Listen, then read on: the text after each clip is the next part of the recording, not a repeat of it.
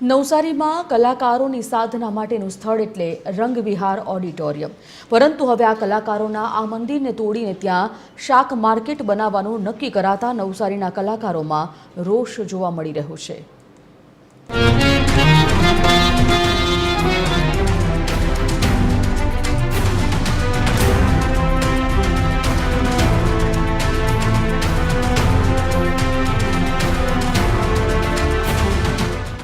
નવસારીની ઓળખ સમાન રંગવિહાર open auditorium.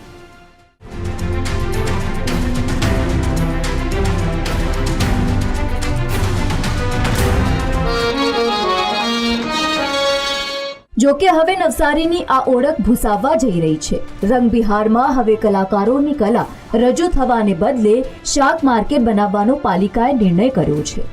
એ જ રંગવિહાર છે જેનું વર્ષ 2019માં નવસારીના સાંસદ સી.આર. પાટીલના હસ્તે નવા રંગરૂપ સાથે લોકાર્પણ કરવામાં આવ્યું હતું. પરંતુ રિનોવેશન બાદ નાનો મંચ અને યોગ્ય સુવિધાઓના અભાવે પછી આ રંગવિહારમાં કલાના કાર્યક્રમો યોજાઈ શક્યા નથી. હવે આ જ સ્થળે શાક માર્કેટ બનાવવા માટેનું ₹3.52 કરોડનું ટેન્ડર બહાર પાડવામાં આવ્યું છે, જેથી કલાકારોની લાગણી દુભાઈ છે. કારણ કે કલાકારોએ વારંવાર પાલિકા રંગવિહારને ફરી શરૂ કરવા રજૂઆતો કરી હતી. રંગવિહારને ડિમોલિશ કરીને ત્યાં શાક માર્કેટ બનવાનું છે, પણ એ તો એવું સમાચાર મળતા જ અમને સીધી ઠેસ વાગે કે આવું કેવી રીતે. તો બીજો વિકલ્પ મહાનગરપાલિકાએ શોધવો જોઈએ.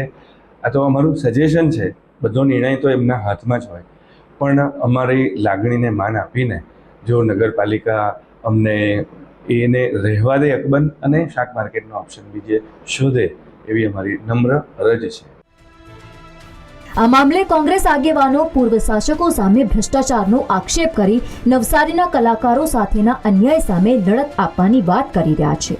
તો સામે પક્ષે પાલિકા કમિશનરનું કહેવું છે કે વેપારીઓ ખુલ્લામાં શાકભાજી વેચે છે, ત્યારે તેમને યોગ્ય સ્થળ મળી રહે તેવા હેતુ સાથે આ નિર્ણય કરાયો છે.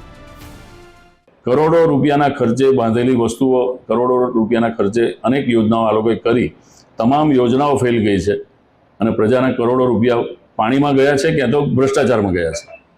ત્યારે હાલમાં શાકભાજી માર્કેટનું નિર્માણ કરી અને આ પાલિકાના શાસકો, મહાપાલિકાના શાસકો કે સત્તાધીશો એ શહેરના કલાકારો સાથે મોટો અન્યાય કરી રહ્યા એવું મને લાગે છે. અને આ જગ્યાએ એક સારો વેજીટેબલ માર્કેટ લોકોને મળી શકે છે. લોકોને તમામે જે છે ફળ ફ્રૂટ હોય કે સબ્જીઓ હોય બધી એક જ જગ્યાથી મળી શકે છે અને કોઈને પણ હાલાકી નહીં પડે, વેન્ડર્સને પણ હાલાકી નહીં પડે. આ માટે જે છે નિર્ણય લેવામાં આવ્યો છે. રંગવિહાર વર્ષોથી નવસારીની ઓળખ રહી છે, પણ પૂર્વ શાસકોની અણઆવડતના કારણે રિનોવેશન બાદ બિનઉપયોગી બની ગયું અને 2.5 કરોડ રૂપિયા પણ પાણીમાં ગયા. તેને ફરી યોગ્ય બનાવવાને બદલે હવે ત્યાં શાક માર્કેટ બનાવવાની તૈયારી કરવામાં આવી રહી છે. આવા નિર્ણયો જ અણઘડ આવડતની નિશાની છે. TV13 ગુજરાતી માટે પરિમલ મકવાણાનો રિપોર્ટ, નવસારી.